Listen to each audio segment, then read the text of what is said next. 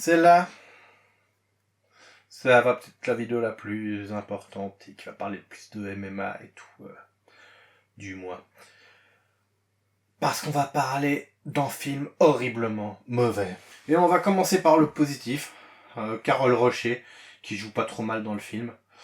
Et Clovis Cornillac, ça aurait pu être pire. C'est les seuls 2 points positifs dans le film. Et ça aurait pu être pire, c'est pas très positif. C'est pas plus positif que ça, tu vois. Et si tu es fan de MMA et que tu connais un peu le MMA français, il y a quelques noms sympas qui font plaisir à être vus. Genre, à un moment, il y a un sparring Carla Moussou, Jérôme Le Banner. Alors, c'est sorti en 2007 par Julien Seri, qui a fait les Yamakasi, qui a réalisé quelques scènes d'action dans le premier Yamakasi, mais qui a surtout réalisé le deuxième. Alors, le premier, je l'aime bien, je l'ai vu quand j'avais 11 ans, il était un peu sorti, quoi. J'avais bien apprécié. Le deuxième, par contre, c'est une merde.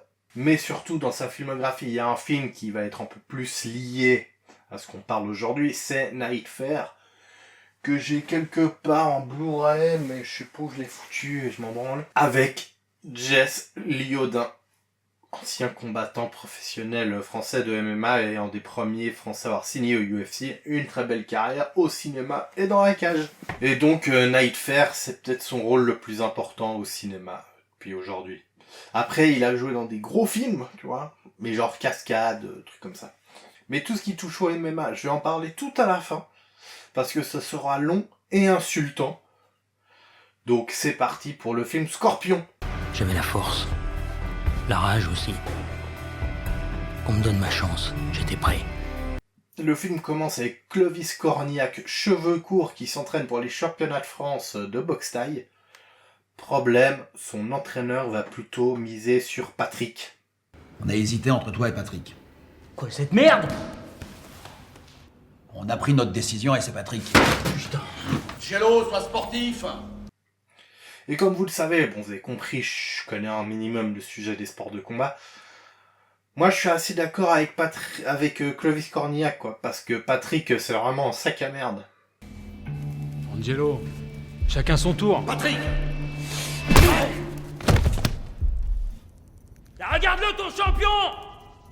C'est un sac à merde! Ouais, je vous l'avais dit. Donc le film va montrer que Clovis, que je vais appeler Angelo par son personnage, plutôt... Donc Angelo avait raison, Patrick est un sac à merde, parce que il va le démonter avec tous ses potes dans la rue, parce que bon, bah, juste avant, il l'a tapé. Et le problème, c'est que, bah, il va l'éclater, je crois qu'il le tue carrément, donc il va finir en tôle. Il va ressortir en mode genre long chemin sinueux jusqu'à devenir un des plus grands punks à chiens. Là, il doit être sur l'étape usine. Genre, on boit des bières, on se laisse pousser les cheveux. Mais heureusement pour lui, il y a son pote, donc Moïse. Angelo, putain, ça fait 6 mois que t'es sorti. 6 mois que tu donnes aucun signe de vie, que tu t'enfermes dans ta cave, là. Moïse Rimbon.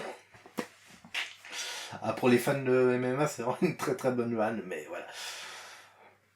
Donc son pote Moïse, il a de la peine pour son pote, donc il décide de le sortir en boîte. Et là, il va directement flasher sur la serveuse. Vous êtes comme un ange. Il va la draguer. Et le pire, c'est que sa technique de drague, elle marche. Là, non. Non? Bah, je sais pas, attends. T'as qu'à m'inviter à déjeuner demain. Vous foutez de moi Non, demain tu peux m'inviter à déjeuner. Bon, alors moi je mange vers 2h, je suis au Saint-Jean, rue des Abbesses, tu connais? Je connaîtrai. On se voit demain? Mais moi, j'y serai, hein, faut pas me... Moi aussi. D'accord. Et donc il va avoir un rendez-vous avec elle au restaurant, sauf qu'il va arriver en retard comme un con, Clovis Cornillac. Enfin, Angelo, j'avais dit que je l'appelais Angelo. Et donc elle lui dit, bah retrouve-moi le soir à la boîte de nuit, comme la dernière fois. Sauf que bon, c'est un petit peu, il y a un petit côté traquenard en réalité. Bon, en vrai, vous le voyez direct dans le film. C'est moi qui fais du suspense pour ma vidéo. Et donc le petit côté traquenard, ça fait que Angelo se retrouve vers Marcus, un ancien ami du quartier, où ils se connaissaient à l'époque où ils traînaient ensemble dans le quartier, dans le ghetto. Angelo, j'ai des projets pour toi. Ça fait longtemps que je t'ai repéré. Ce que j'ai proposé, c'est du lourd. Tu vas pouvoir t'exprimer. Et donc lui, il est joué par Francis Renaud. Et donc Francis Renaud, il est connu pour avoir joué par exemple dans Overyod, Première Ligne et Police District. Donc en gros, il est pas connu. Et donc ce Marcus, il est toujours suivi par une journaliste. Donc la journaliste est jouée par Caroline Proust. Aucun lien avec l'humoriste, mais par contre l'écrivain, oui. Non, en vrai, j'en sais rien. Et une nouvelle amie. Léa. Amitié toute professionnelle. Ouais, elle écrit un article sur moi, sur la réussite des gens de banlieue. Tu sais que je suis une célébrité maintenant? Ça la fascine. Donc là, le film va réellement commencer avec Marcus qui va pousser Angelo à reprendre les combats, mais pas de boxe thaï, de MMA. Pour après aller combattre au Japon, donc au Pride. Sauf qu'on est en France. Le MMA en France, c'est pas légal. Donc il va lui proposer quoi? Des combats illégaux de MMA, des combats de valet tout dos en somme. Il va se reprendre en main et commencer à s'entraîner tout en continuant à stalker la serveuse jouée par Carole Rocher.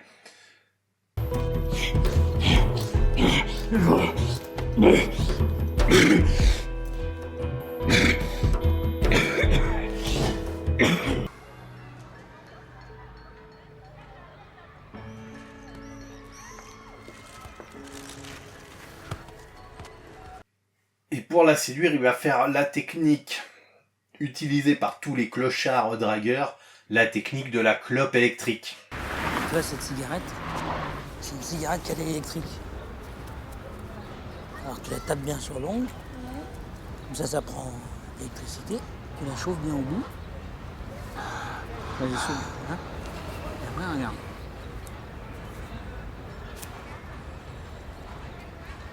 Tu veux que je te le fasse? Oui, parce que c'est bien connu, pour séduire une mère célibataire, il faut montrer à son fils à quel point la cigarette, c'est quand même hyper fun. Ah, je suis pas sûr, en fait. Oui, cette scène, vous dites, elle est conne. Tout le film est très très con. Et donc ça va vexer la serveuse, Virginie, qui va lui mettre en coup de pression. Non, écoute-moi, j'ai assez de galères comme ça, ok? Donc les mecs comme toi, je les connais par cœur et moi j'évite, d'accord? D'accord, c'est pas besoin de s'énerver. Non mais si! D'ailleurs, je m'énerve pas, je te dis juste ce que je pense, ok? Donc maintenant tu me laisses, tu dégages, et tu me laisses! Oui, Kaira, la serveuse.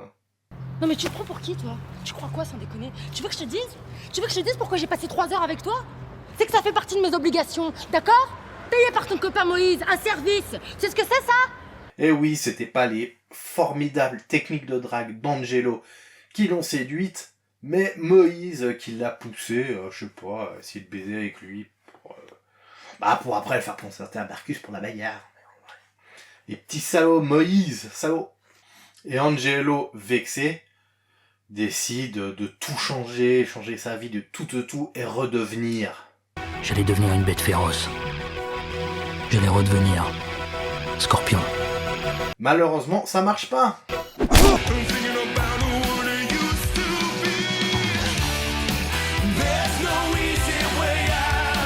Angelo va enchaîner les combats et donc battre tout le monde. Et en fait, tous les combats, c'est lui qui va taper des combattants pros de MMA français. Alors je pense que le plus connu dans ceux qui tapent, c'est, et que j'ai envie de citer, c'est Anthony Réa.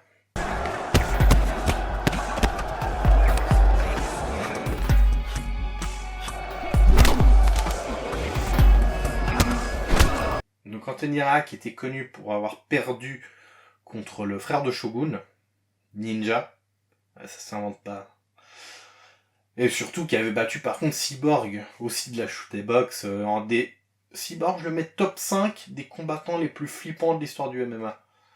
Et sa meuf est encore plus flippant que lui. Cyborg fille est mariée avec Cyborg, je sais qu'ils sont plus ensemble, était mariée avec Cyborg garçon. Cyborg en plus là, parce que là quand je filme, je sais plus quel jour on est mardi ou mercredi, j'en doute.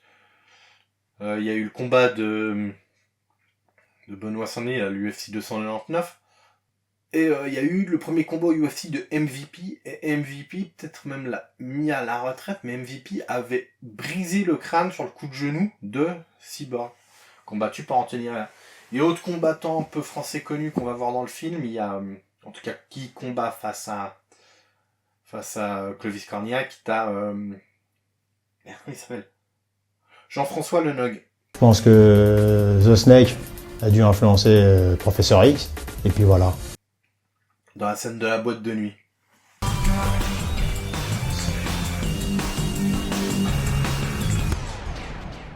Bon, petit moment voix off, parce que je suis un connard, mais j'aime pas être un connard. Y a quand même une bonne idée dans ce film, c'est le montage, le training montage et les combats qui s'entrechoquent. Par exemple, tu le vois apprendre une clé de bras avec un des frères Amoussou, et derrière tu le vois faire la clé de bras dans le combat. Ce qui est en soi pas une idée, c'est pas une mauvaise idée, c'est plutôt même une bonne idée dans ce film.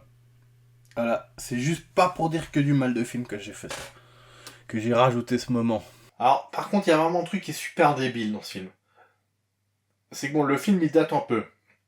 Et tu vois, genre le personnage d'Angelo, ils te le vendent dans le film comme un personnage hyper violent, gros combattant qui fait flipper tout le monde. Sauf que on n'est pas à cette période du MMA qui est devenu hyper édulcoré. À l'époque, le MMA, la fédération ou l'entreprise, je sais pas, numéro 1, c'était le Pride. Et au Pride, il y avait tout le temps les penalties, les coups de genoux au sol. Et dans Scorpion, t'en as très peu. T'en as quelques-uns. Mais ce qui est hyper bizarre, parce que c'est des combats illégaux censés être hyper violents, et le mec est moins violent qu'en combat de Vanderlei Silva, quoi. Limite, s'il combat un mec du Pride, il ferait out violence. Vanderlei, il utiliserait Angelo, il en ferait son enfant, quoi. Donc, on regarde des trucs qui sont censés être hyper violents, illégaux, sauf que c'est moins violent que ce qu'on avait accès à l'époque en MMA. Et un autre truc aussi super débile, c'est que ce con de Marcus, là, le banlieusard qui a réussi, il ramène sa putain de journaliste partout, appareil photo, en mode devant les combats illégaux. Ce personnage est beaucoup trop con. Après, il essaie de la ken aussi tout le temps, c'est de façon hyper vicieuse, il est horrible ce personnage de Marcus. Je veux dire, on se demande... Je veux dire, le mec, il est beaucoup trop à l'aise avec cette journaliste, et il est là, ouais, elle fait un documentaire sur moi, sur la réussite des mecs de banlieue. Attends, c'est quoi la prochaine étape? Il va la faire rencontrer Morsaille. C'est un ouf. Alors, le pire, ou le moins important, mais c'est quand même assez fou d'avoir laissé passer ça, tu vois que, je sais pas, ils en avaient rien à foutre de ce film, c'est que le film s'appelle Scorpion, le personnage, il dit, ouais, je vais redevenir un scorpion. Avec un tatouage de lion sur l'épaule. C'est débile. C'est débile. Bon, Angelo, tu vois, c'est un fighter, il est combattant, il tape tout le monde. Mais quand même, le moment où il est plus flippant, le plan où il est quand même le plus flippant, c'est celui-là. Ouais, pendant tout le film, vraiment, il va stalker la serveuse.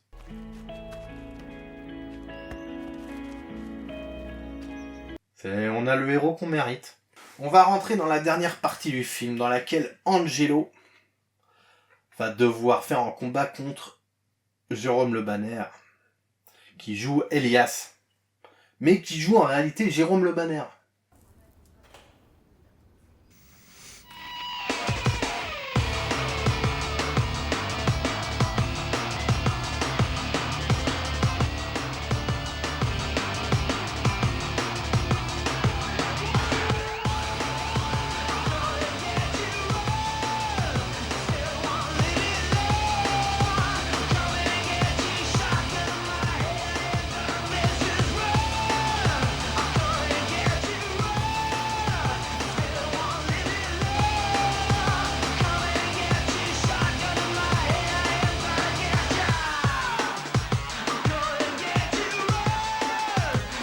Encore ça, c'est qu'un montage de certains moments. Parce que pour de vrai, Marcus, c'est pire. Pépite de chocolat. Jérôme Le Banner, la plus grande légende du kickboxing, en tout cas le plus connu. Je suis désolé, moi je le mets quand même devant Doumbé. Pourquoi je le mets devant Doumbé? Parce que la concurrence de l'époque, mec, c'est pas la même. C'était pas la même. Le Banner, il arrive maintenant, mais il devient 150 fois champion du Glory, je pense. Donc Jérôme Le Banner, très grand kickboxer et acteur. et qui a joué dans le Astérix aux Jeux Olympiques. Et j'ai une anecdote nulle sur les Astérix aux Jeux Olympiques. En gros, j'y avais été. Ma sœur m'avait payé le resto et le cinéma avec son mec. Et on va voir ce film. Et Astérix aux Jeux Olympiques, c'est vraiment des plus grandes merdes de l'histoire du cinéma français, quoi. Ce film est horrible. Alain Delon est insupportable dedans. Je déteste vraiment ce film. Je crois que même je préfère encore celui chez les Anglais qui était naze. Et pendant le film, genre 10 minutes avant la fin, il y a eu un bug. Et donc le film s'arrête. Et donc on se regarde, oh, il y a un problème, qu'est-ce qui se passe? J'espère que quand même on va pouvoir voir la fin. Et là, tu vois, genre il y a 2-3 minutes de flottement, et il y a un mec qui se lève dans la salle, qui regarde tout le monde comme ça. Et le gars un peu habillé en kayak, et il regarde tout le monde et fait « Ah mais le film il peut pas finir comme ça !» Oui. Ouais, merci Brandon. Non, il est sûrement pas fini. Après le film a recommencé, et c'était horrible jusqu'à la fin. Après Angelo, vu qu'il arrive pas à voir la serveuse, il va quand même mettre un petit coup à la journaliste. En tout cas, la journaliste, elle veut trop le pépon tout le film. Un journaliste qui en plus n'est pas vraiment journaliste, mais ça j'en dirai pas plus dans la chronique parce que ça rend le film encore plus con et mal écrit et le personnage de Marcus vraiment le plus grand débile de l'univers. Mais il y a aussi un autre méchant qui va débarquer, joué par Olivier Marchal. Olivier Marchal qu'on connaît un peu plus comme réalisateur que comme acteur, pour une raison très simple, c'est pas un bon acteur. Alors dans Scorpion on le voit pas assez pour le trouver horriblement mauvais, il y en a d'autres qui ont leur moment où ils sont mauvais et qui arrivent à le outshine. Et donc, par contre, si tu veux un film nul avec Olivier Marchal, qu'on va de A à Z, tu peux trouver sur YouTube le petit gamin de Ménilmontant. Attends, c'est quoi? Un petit gars de Ménilmontant, dans lequel il joue le personnage principal avec Smaïn.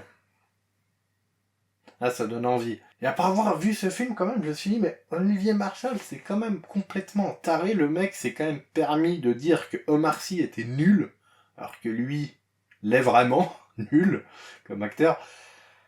Et en fait, c'était pas lui.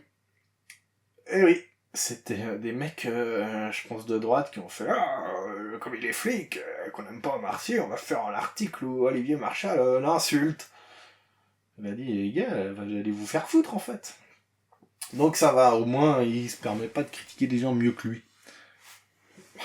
En comparaison à moi. Non mais en vrai, j'avais trouvé ça vraiment absurde et bizarre qu'il le fasse. Et en fait, non, il l'a pas fait. Je trouve ça assez ouf quand même le niveau de fake news que tu peux balancer sur internet. Mais bon, ça c'est pas le sujet de la vidéo. Et donc bref, lui, il joue un gangster qui se tape Virginie parce que c'est une pute, mais elle ressemble pas à une pute. De boss le lendemain, il me fout la pression. S'il a pas sa petite gâterie comme la semaine dernière, il sera pas content. Et tu le connais quand il est pas content. Hein? Tu le connais? Il veut qu'elle. Il dit qu'elle a pas l'air d'une pute. C'est ça qu'il aime. Une pute qui a pas l'air d'une pute. Bon, il la paye quand même, elle veut pas, alors après il va essayer de la violer. Je parlerai pas des relations hommes-femmes dans ce film. Tous les mecs sont des pervers, et toutes les meufs veulent grave la bite d'Angelo, parce que tu vois, c'est un mal alpha. C'est bizarre, c'est chelou. Chelou le film, là-dessus. Donc, bien évidemment, le film finit sur un combat final. Clovis Cornillac, Jérôme Le Banner. Cette phrase est extraordinaire. Alors, comme beaucoup de scènes de combat dans ce film, il y a un grain moche, bizarre. Alors, t'as ce plan-là, tu vois, où tu vois Jérôme Le Banner extrêmement charismatique. Clovis Cornillac qui arrive quand même à avoir de la prestance dans ce film, il se fait pas non plus trop bouffer par les combattants qui sont en face de lui et tout. Hein, Clovis Cornillac, je trouve... Le film est mal écrit, il y a des dialogues de merde qui sonnent pas naturels du tout, donc le pauvre, il y a des moments où il a l'air d'un con. Mais j'ai quand même envie de lui dire un peu bravo. Tu vois, donc t'as des jolis plans comme celui-là, et d'un coup, grain bizarre, super moche, dégueulasse. Je pense savoir pourquoi, c'est que je pense que c'est pour montrer, tu vois, que c'est les petites caméras qui filment le combat illégalement, un peu, tu vois, vieille caméra DV qui donne cet effet bizarre. Je sais même pas si c'est vraiment un DV. Je connais pas les termes techniques, moi. En tout cas, si c'est cette raison qui a une explication autre que, ben, nous on trouvait ça joli, bah c'est une idée de merde parce que c'est moche. Voilà. Alors, combat qui finit, attention, gros spoil. Donc, il y a Moïse qui vient, il est là. Angelo, il y a Olivier Marshall, la meuf, elle a dit qu'elle aimait bien Marcy et Tom Gijol, alors il veut la tapasser, la violer. Faut que tu l'aides. Et il y a cette scène, ce moment, qui me fait crever de rire à chaque fois. Elias, attends! Elias! Laisse-moi partir! Laisse-moi partir!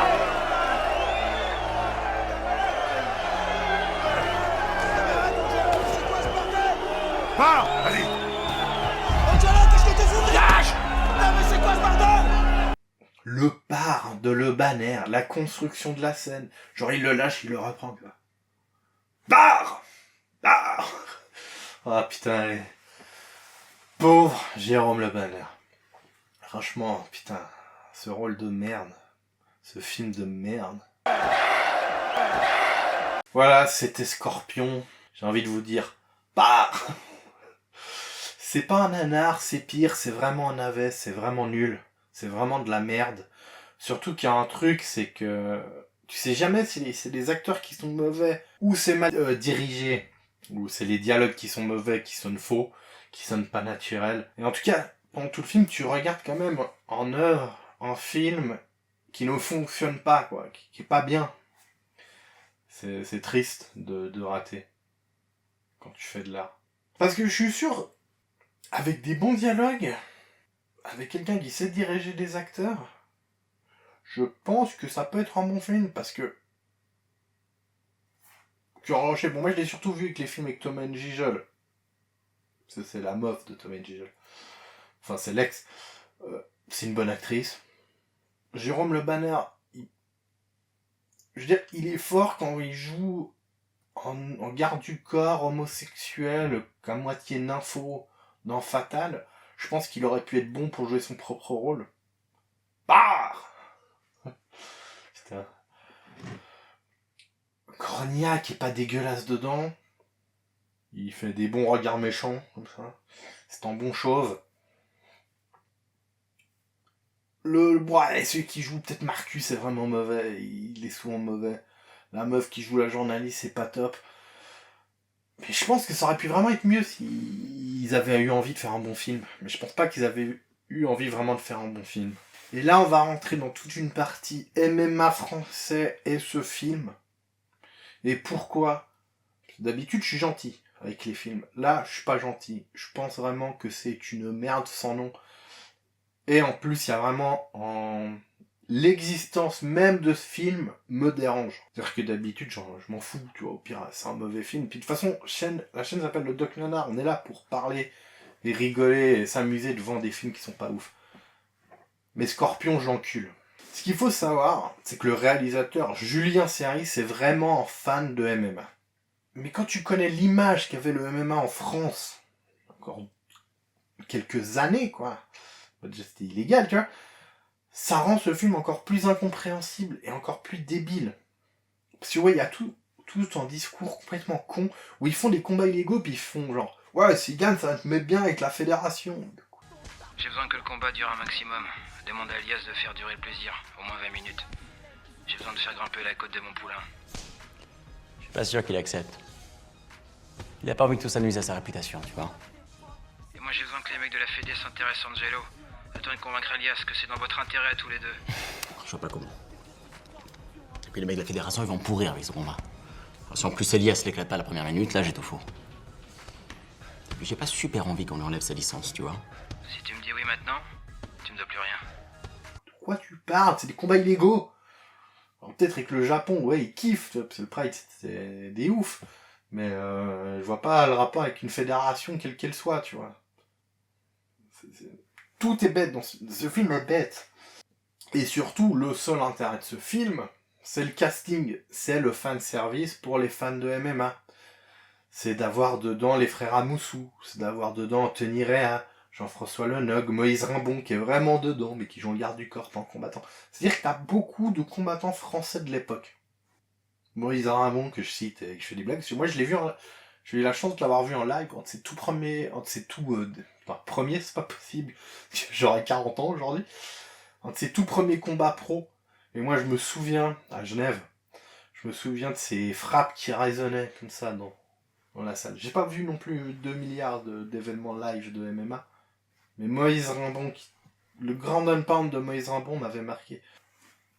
Alors je croyais qu'il y avait Greg MMA dedans. Et non, c'est pas Greg MMA qui se fait taper dans cette scène. Je crois que c'est le frère, Rest in Peace, je crois que les deux sont décédés, ou un des deux. Riccio, voilà. Un des frères Riccio de Perpignan. Des frères Riccio qui s'était tapé quand Gracie, qui avait fait match nul ou qui l'avait fait abandonner, un truc comme ça. Dans un combat qui était... un combat à la Gracie de l'ancienne, quoi. Illégal. Enfin, illégal. En combat de dojo, quoi. Je sais pas comment dire. Mais ce qui est assez marrant, c'est que dans ce film, il n'y a aucun membre de la Snake Team. Donc la Snake Team de Cyril Diabaté, qu'on avait vu jouer dans Pattaya de Gaston Bide. Donc ça veut dire que Cyril Diabaté, en plus d'être un très bon entraîneur de boxe thaï, de pied-point MMA, de MMA tout court, a appris à ses élèves à savoir lire en scénario. Il va rien balayer du tout, à part les rues. Inch'Allah, je te croise dans pas longtemps. Parce qu'il faut savoir un truc, moi, je vais vous prouver que je suis un putain de OG fan de MMA. Greg MMA, il le voulait son putain de showbiz. Je m'appelle Grégory Bouchlayem, j'ai 28 ans, je suis combattant professionnel. Parce qu'aujourd'hui, youtubeur à succès. Mais aussi légende d'internet parce qu'il a joué dans un épisode de Nerds et de Mange Mon Geek avec Monsieur Poulpe. Et ça, c'est des trucs, ça, c'est des rêves de vieux. Oh, Chloé! Eh oui, les enfants! C'était moi! Mais pourquoi te déguiser en ninja, oncle Henri? C'était pour vous faire une blague, les enfants! Parce que vous rangez jamais vos chaussons! Ça nous a appris une belle leçon! Ah, Greg MMA, je peux te dire, il le voulait l'acting, il le voulait son showbiz. Hein. Pour ça, quand je le vois maintenant, oh, tu te fais prendre en photo. Oh, j'accepte toujours, il est trop heureux. C'est le premier français à avoir battu les champions du fight. Je combats également au Pride Bushido. Si vous le voyez, Greg MMA, il peut pas refuser les photos. Il voulait trop le showbiz, hein. Je veux dire, regardez cette vidéo. Je combats selon les règles de l'Ultimate Fighting. Champion du monde du Cage Warrior. Maintenant que j'ai atteint un niveau mondial dans ma discipline, je m'oriente vers une carrière cinématographique. Donc à bientôt sur Antégrand.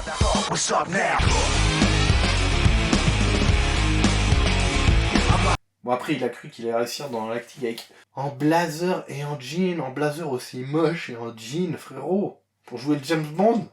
Monsieur Boucher la game, enfin, putain.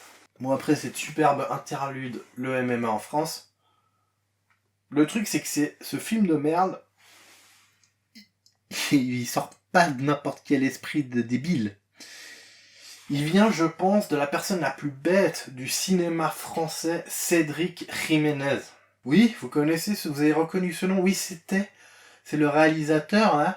Le mec était étonné qu'on lui dise que Bagnor c'est de droite. Le niveau de débilité du mec. Et surtout, film de droite, Bagnor, mais moins bon film pro-flic que Les Misérables. Mais ça, c'est une vidéo qui mérite 1 heure d'explication. Et surtout, Bac Nord aurait dû être une comédie musicale. Après la mauvaise idée, la haine, la comédie musicale. Retrouvez Bac Nord, la comédie musicale. Avec Gilles Lelouch dans Tu connais rien, la Zomprie.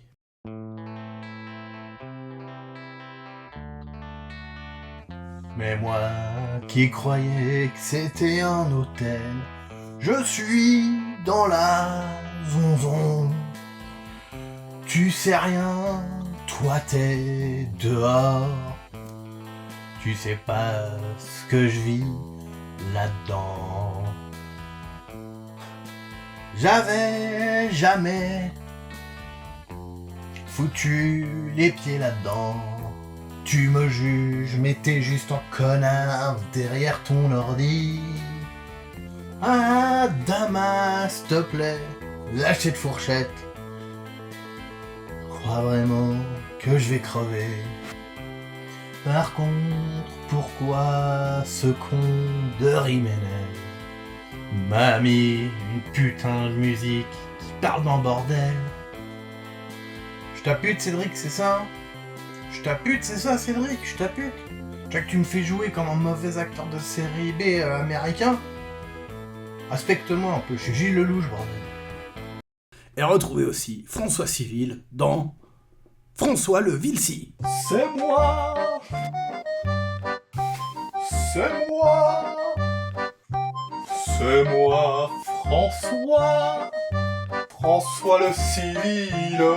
Que ce soit en dealer dans la cité, c'est moi, François le civil. C'est moi. C'est moi. C'est moi, François. Dans le ghetto, chez les dealers, c'est moi, François le civil. C'est moi, c'est moi, c'est moi, François, François le civil. En ZAD, chez les hippies, toujours le même rôle. Et oui, c'est moi, François le civil. Excusez-moi, par rapport au film là, que vous voulez me faire signer, là, le gars là, le mousquetaire. En fait, les mousquetaires, c'était un peu des policiers qui s'habillaient pas en policiers, on est d'accord? Des mecs en civil. Oui, c'est ça? Moi, François, je signe directement. Le truc, c'est qu'il a dû appeler son pote Julien Serré, fan de sport de combat, puis lui dire « Oh, j'ai une idée de film sur le MMA, des combats illégaux et tout, trop bien !» Sauf qu'aujourd'hui, tu vois, on est en 2024, et on peut légitimement se poser la question, est-ce que ce film a fait du mal au MMA français? Parce que je pense que les gars, ils se rendaient pas compte que le MMA français allait pas être légal pendant 1000 ans. Et que ça allait pas exister pendant 1000 ans en France. Et donc on peut aussi légitimement se poser la question, est-ce que ce film de con, ce film de merde, a fait reculer la légalisation du MMA en France? Donc voilà, donc l'avis du Doc Nanar sur Cédric Jiménez et Julien Serry. Il y a tellement de choses qui font que je les aime pas. Aujourd'hui, je les aime pas, c'est clair, et c'est dit. Parce que ce qu'il faut bien comprendre, c'est que le MMA français a vraiment une histoire particulière. Le MMA français, il a un goût particulier, tu vois. Parce que déjà, il y a eu le niveau sportif. Avant, les combattants français, c'était tous des perdants magnifiques. Pour vous donner un ordre d'idée, la Suisse a combattu pour une ceinture au UFC avant la France. Sauf que la Suisse a eu qu'un seul combattant quand ça s'est passé, c'était Volkan. Volkan Ozdemir a fait que la Suisse a eu un title match avant la France. Et après, il perd contre Cormier, malheureusement. Et donc, vraiment, tout le niveau sportif des Français, c'est des mecs qui sont super forts, mais qui perdent tout le temps le combat qu'il faut pas perdre. Ou qui montent très haut, et qui perdent, tu vois. Parce que, en fait, t'avais déjà plusieurs Français qui ont signé au UFC. T'avais eu Lyodin, t'avais eu David Baron, mais je crois qu'il prend sa retraite, après il revient, mais il fait qu'un seul combat au UFC. Le mec fait qu'un seul combat au UFC quand même, il perd contre Jim Miller. Lui, il aurait pu être très fort. Lui, il était vraiment chaud comme gars. Moi, je pense que c'est peut-être un des gars qui aurait pu être un premier gros espoir. Tu vois, t'avais Jess Lodin, t'avais Baron, t'as eu Prof X, Xavier Fupapokam, qui aussi fait 2-3 combats, il en perd 2, mais en plus les gars, à chaque fois, ils prennent tueur, tu vois.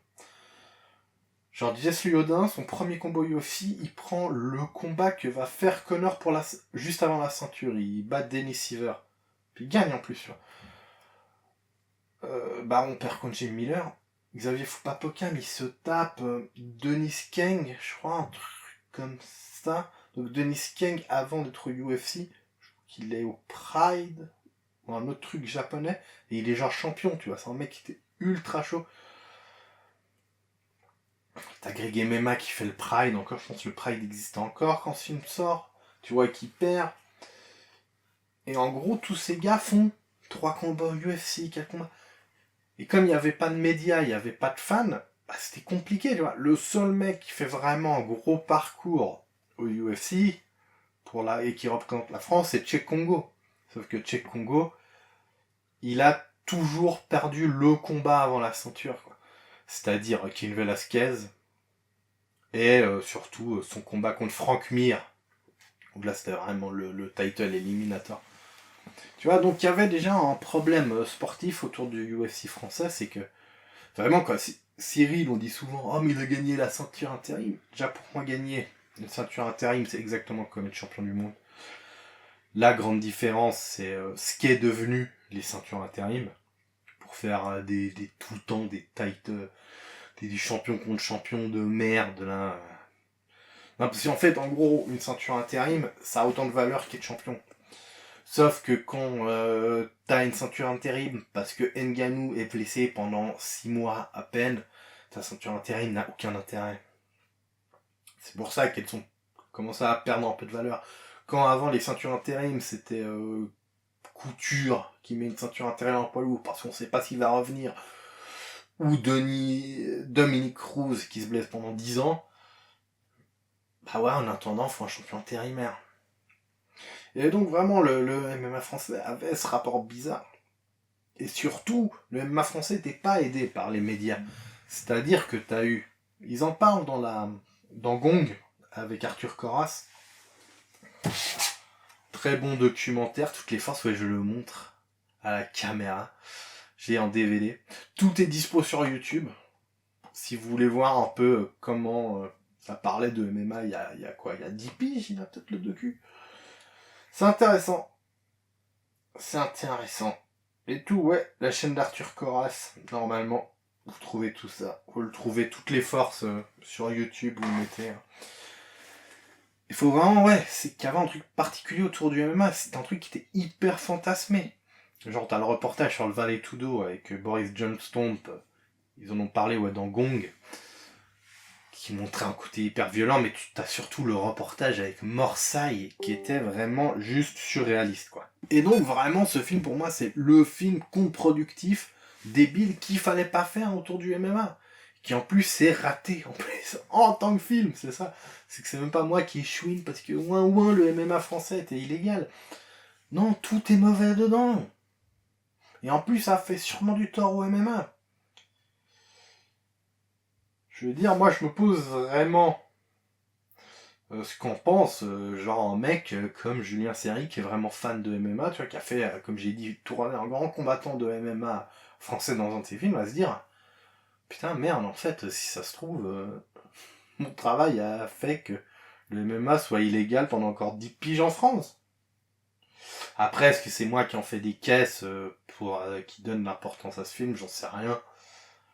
Mais, en tout cas, Scorpion, très mauvais film sur le MMA, très mauvais film tout court. Et on salue quand même tous les combattants, voilà. Et tous les fans de MMA qui aujourd'hui est devenu quand même... le sport numéro 2 en France, peut-être derrière le foot. Il y a belle évolution. Belle évolution du sport et du sport en France. En espérant qu'il n'y ait pas d'autres films sur le MMA. Par contre. À part un film sur Jesse Odin, bien évidemment.